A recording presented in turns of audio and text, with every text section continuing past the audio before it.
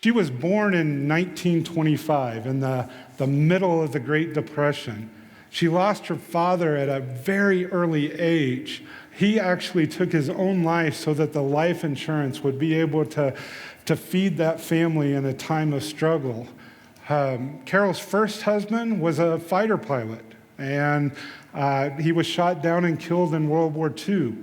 She married again to my grandfather, but unfortunately that marriage ended in divorce early on. My parents are amazing in my opinion. My father is a warm, caring, compassionate, loving man who sacrificed for years to provide for his family. And I honestly believe, I really do think that Carol Scruggs did a great job raising him. And she did so as a single mother, working hard as a civil servant. She was able to succeed in a male-dominated field. She displayed a sharp mind, and it saw her promoted many times throughout the course of the years. She did remarry my grandfather, and actually I grew up knowing that they were married. I do have admiration for my grandfather as well, a Navy veteran and survivor of a kamikaze attack on his ship during the Korean War. But it's my grandma Scruggs that showed love to me in a way for which I can never possibly express enough gratitude. What I saw was a woman that on occasion, many occasions, she would be at the grocery store with me and she would buy groceries for a single mother that was in line there. She always said, pay it forward. Carol was a woman of faith. She was religious in some ways, but she was also discerning in her faith. She read her Bible, but wasn't so enamored with it as to take everything she read as unquestionable truth. Instead, she would look for wisdom. In all honesty, after she passed, her Bible had many pages that were torn out. And we had a revelation that she had removed an entire book from the Bible. That is a story for another time. The love that she displayed, though, was not a blind love.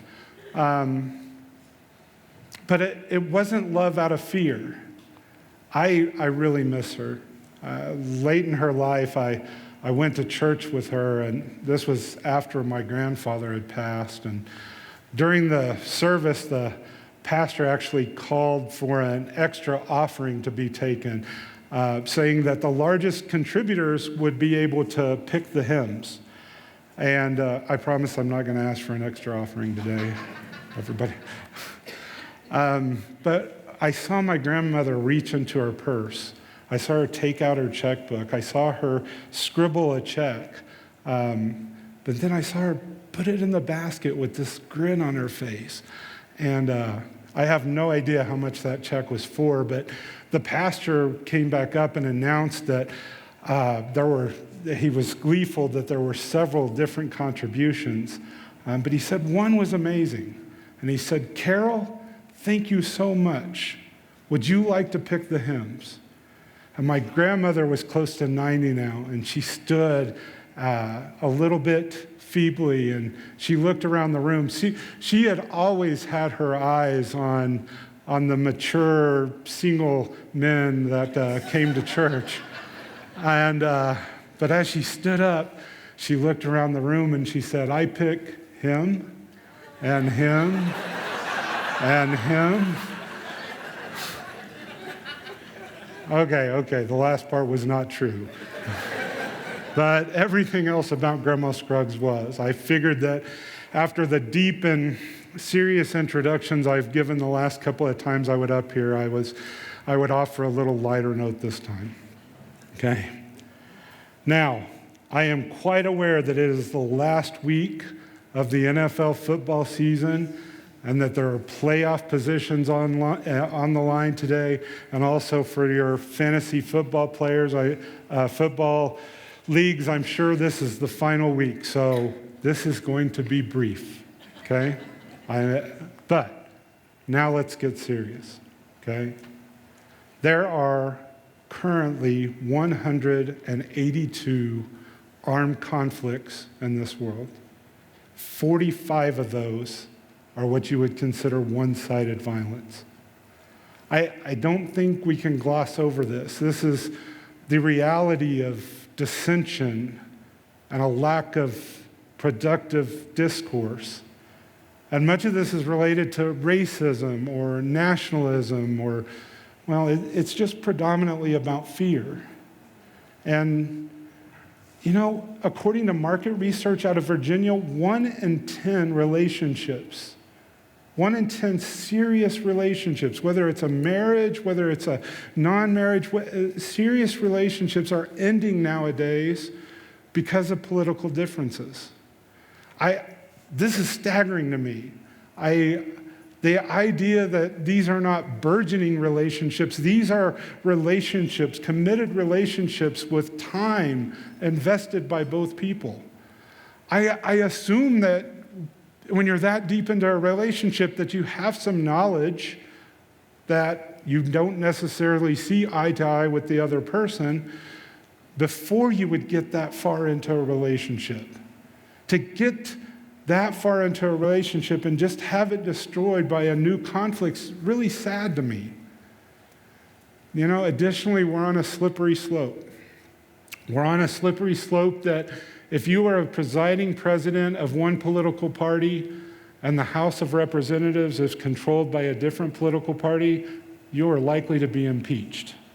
And I am not making a political statement. I'm not saying who deserves to be impeached or who doesn't. I'm just saying this is a world divided. I'm just saying that it seems like we're beginning to seek harm first.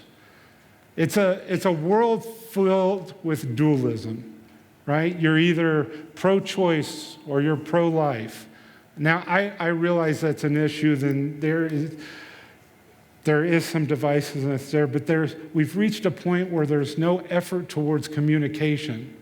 There's no effort to find middle ground. You're either conservative or you're progressive. And even in that situation, you might be considered within your own political party to not be conservative or progressive enough. So you're either a believer or you're an atheist, a Christian or you're other. You're patriotic or you're not.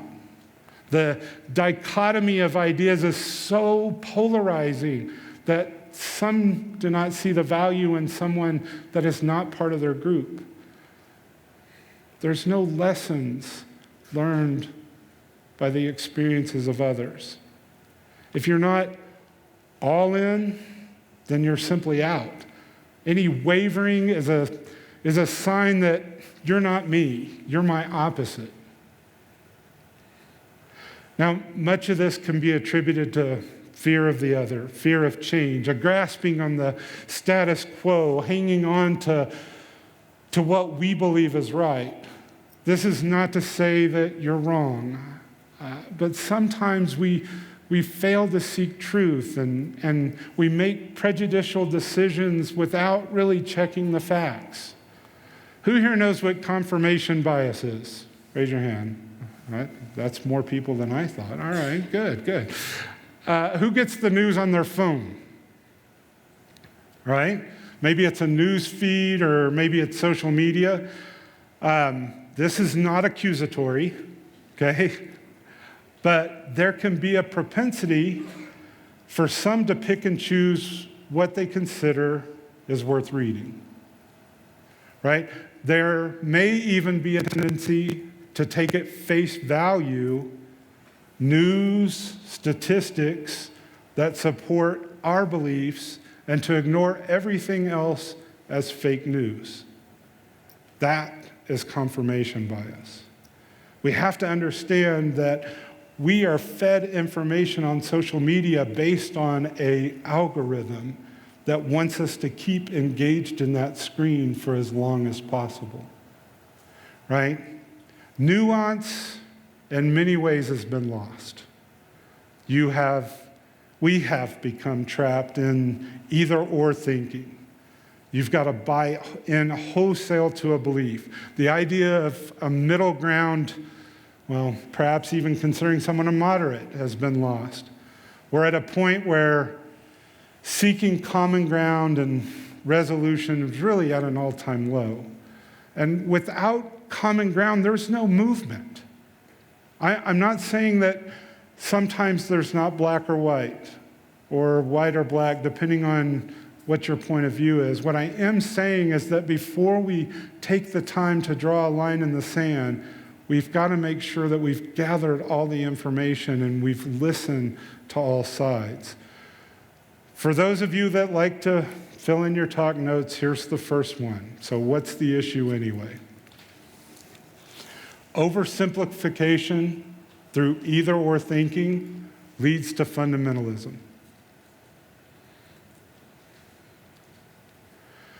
When we have a closed-minded, strict adherence to a belief, forsaking any other ideas, we take fundamentalism as the extreme choice. Fundamentalism can lead to intolerance. Intolerance can lead to hate. Hate can lead to violence. Our fear of the other creates no space for the other or for other ideas. Again, this is removing the both and fixating on the either or. If you're not with us, you must be against us.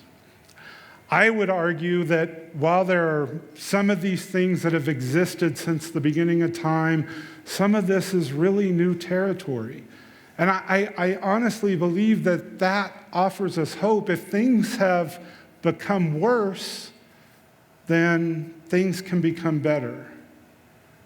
If Emerson said, the only thing permanent is change. And I think we can dictate the change. We can seek to move forward and not apart. We can look for the space between. And no, that's not a Dave Matthews lyric. I'm not a Dave Matthews fan, but that's another story. So is the space between either or is it both and? And I have to say it must be both and. And many more people more knowledgeable than me have said this through time. Other positive things to consider is moderates did exist, and in some cases, in some situations, they do exist. I'm really not trying to convince you to be a moderate. I think it's okay to be progressive. I think it's okay to be conservative. But there are people that exist in the middle. And you know, what about those relationships that are now ending abruptly? Well, my grandma Scruggs was as progressive as anyone born in the Great Depression. And Grandpa Scruggs was as conservative as a Republican through and through as you'll ever see. But they did exist in the both and, not in the either or. They existed with love and respect and boundaries and caring.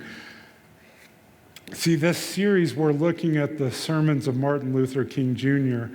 And just before the assassin's bullet took King's life, they had made plans for a retreat. It was going to be a retreat with Martin Luther King Jr., Thomas Merton, and Thich Nhat Hanh. And fortunately, I only have 17 more times to be able to mispronounce that name. The good news is I don't have to spell that name 17 times. One of these men was a black Southern preacher. The other was a white Trappist monk. And the third was a Vietnamese Buddhist monk. They all felt that nonviolence means could bring social change. And oh yeah, Merton was a big fan of Mahatma Gandhi, a person born Hindi who embraced other religions and nonviolent resistance himself. Here we saw Buddhism and Christianity trying to work together, seeking justice as a common goal, looking to learn from the perspectives of others. These are the type of relationships that can't be forged in the either or. They're found in that space between. They're found in the both and. This is a community of different people finding and fighting for a common cause. The space between can be found if we choose us. It cannot be found if we choose us versus them. So here are some of the words of these men in terms of the other. So first we have Merton on Gandhi. And Gandhi's nonviolence was not simply a political tactic, which was extremely useful and efficacious in liberating his people. On the contrary, the spirit of nonviolence sprang from an inner realization of spiritual unity in himself. King Han, as MLK nominated Han for the Nobel Peace Prize in 1967, I do not personally know of anyone more worthy of the prize than this general monk from Vietnam. He is an apostle of peace and nonviolence. And Han, in a letter to MLK, said, "Martin, you know something? In Vietnam, they call you an enlightened being, trying to awaken other living beings and help them go in the direction of compassion and understanding." See, these were men with different upbringings, different beliefs, different contexts, but they all saw commonality in the goal of humanity and the avenue to get there, and those goals of humanity. See, even today, as divided as we are, we can see hope in the way we react to a crisis. Those of us can be on opposing sides, but when something as horrific as a natural disaster happens, we all come together for the same purpose. So what makes it possible for us to stop bickering in such a crisis? If there's a space for that, can we not find a space to work together in other spheres? See, Jesus knew the need to exist in the both and. He knew that we could make decisions that offered change and offered wisdom in their pursuits. So what does Matthew 10:16 tell us? Let's look for a minute at the way Jesus sends out his disciples into the world. In Matthew 10:16 it says, "Look, I am sending you out as sheep amongst wolves. So be as shrewd as snakes and harmless as doves." That kind of seems impossible on face value, right? The dove and the snake are just such opposites, but that was the example that Jesus expected. He makes this the marching order for the disciples in a hostile world. And I think we could argue that for many today, this is a world of hostility. But first thing we've got to do is acknowledge that this command from Jesus was a both and statement. It's not an either or statement. It's a commandment not only to be as shrewd in our dealings, it's not a commandment to be so passive that we're run over by others in a conflict, but we should not cause undue harm. To be as shrewd as a snake, we need to create boundaries. We're going to have to sift through to find the truth. We're going to have to be astute. We're going to have to be discerning. We need to make sure that we pause. We examine our role in relationships. We have to be cautious, but we have to be assertive. To be harmless as a dove, we must be peacemakers. You hear us at Crossroads speak of our role as peacemakers, the mission of peace on earth, and this is another passage of Jesus setting that example. It's not either the snake or the dove, but it's the both and. There's a space here for us to be both, to be the snake and the dove. We've got to look at the difference between idealism and realism. See, King said, not ordinarily do men achieve the balance of opposites. The idealists are not usually realistic, and the realists are not usually idealistic. See, truth, though, is found in the synthesis that reconciles these two. King elaborates more on the idea by looking at passiveness and assertiveness and humility. If you have the time, his entire sermon is definitely worth reading. I ask you, though, are you an idealist or are you a realist? Are you able to be both and? It's not easy. I tell you, the propensity can be that things are what they are and to not look for what could be better. They can also be that things must change, but we don't look at what is real, and this can be a detriment to evoking change. There must be a balance between kindness and honesty. We can't presume that these are things that are at odds with one another. There's got to be a balance in these in which truth ultimately prevails.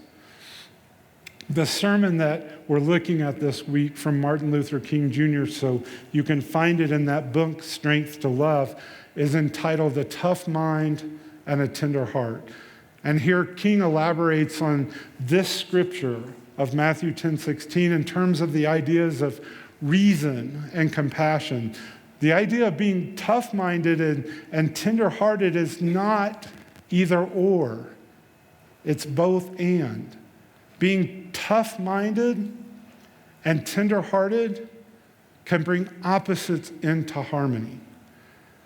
See, we got to understand that harmless doesn't mean gullible.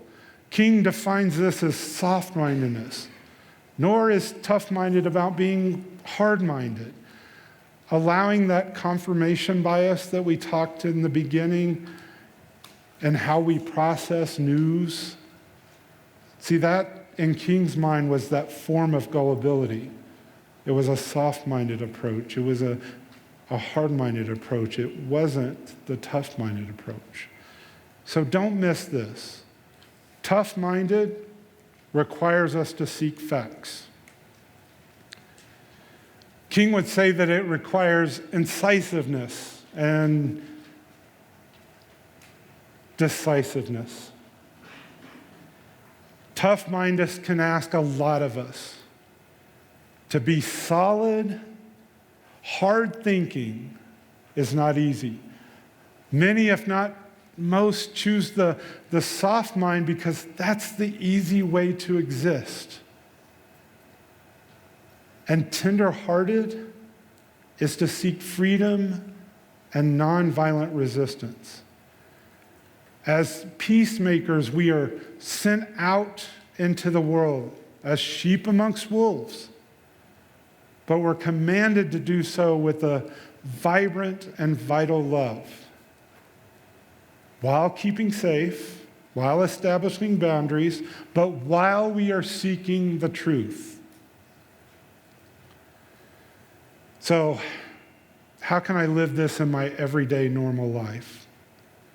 We must have the ability to hold the tension as we seek change.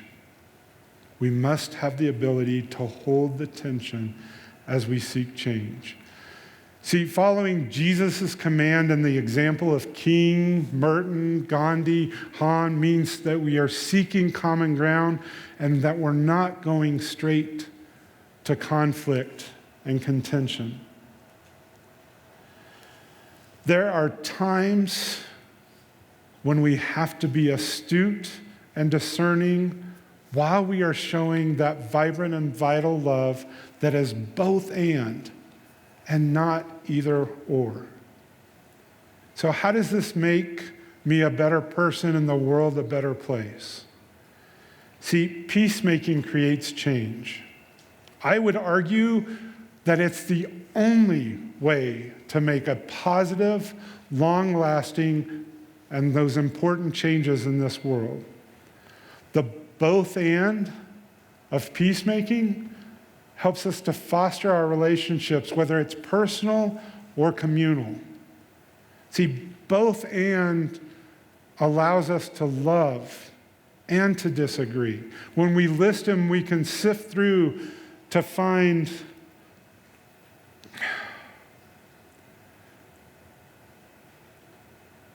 both and that tough mind and that tender heart allows us to overcome the fear of the other and for us to work towards justice and mercy. Let me say it again. Overcoming the fear of the other allows us to work towards justice and mercy. And this is what the world needs most. Justice and mercy through humility, through walking in somebody else's shoes, walking alongside those that are in need, checking our privilege at the door and opening up to new ideas and working towards what matters most. And this is not just about big global issues. This is our everyday life. This is how we impact our workplaces. This is how we impact our educational institutions. This is the impact that we have in our online communities. It's also about our physical communities, both local and global. But it's also about the relationships that matter most to us. The political climate has damaged more than just romantic relationships. It's torn families in half, brother and brother, uncle, aunts, cousins, families torn in half. And that cannot be our desire. Finding the both and the space between is not only about change, but it's also as our path to mending those fractured relationships. The saying is, it works if you work it, and it's worth it. And I believe that to be so, so true. Here in just a few minutes, we're going to partake in communion, and as you can see, the band has rejoined us on stage. And in this next song, the songwriter says, "My doubts and fears don't scare you." And that is love. That is God's love, above the fear and doubt. Can we look past our fear and doubt? Can we look past the fear and doubt of others? Can we move past the fear of the other by finding that both and in the space between?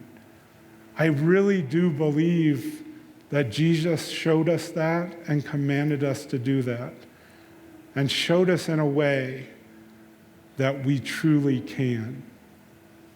Before we sing that together, I ask you, what is God inviting you into today? And on the back of your Connect card, there's going to be 3 check boxes of what God is inviting you into. And if any of these apply to you, I hope that you filled out the front of your Connect card and that you're checking any boxes that you feel led to mark. Maybe you haven't had a chance to get a copy yet, but maybe the invitation is that I will get a copy of A Strength to Love, so that you can read these sermons of Martin Luther King Jr. as we move along throughout this series. Maybe the calling this week is to check the box that you want to commit to overcoming the fear of the other and work towards justice and mercy by saying, I want more information about our partners in hope. Or maybe you're ready to learn more about Crossroads, and maybe you'd like to join Amy and I as we start the next Fresh Perspective group on January 25th. We were actually moved straight from that Fresh Perspective group into a way of peace right after Easter. And if that is so for you, then check the box. Send me more information about the Fresh Perspective group starting on January 25th. So we're now going to share in communion together, and the communion table is not a table of either or. It's a both and table. All are invited, whether you're a believer or a skeptic. Either way, there's no pressure to partake. But please know, you are welcome wherever you are. And communion is also a time of reflection and prayer. So as the band plays and the words rush over you, I ask you consider just taking a pause and reflect on where you are. And if you're in need of prayer, we'll have somebody right up here by the stage to pray with you. And if you'd rather, write your prayer request on that Connect card. Our prayer team will be happy to pray for you this week. You can even ask for anonymity on that card. The communion elements are at your table, or they're at stations located around the auditorium here. They're juice and gluten-free crackers to represent Christ's love. So the table is now open. The body of Christ broken for you, the blood of Christ spilled for you.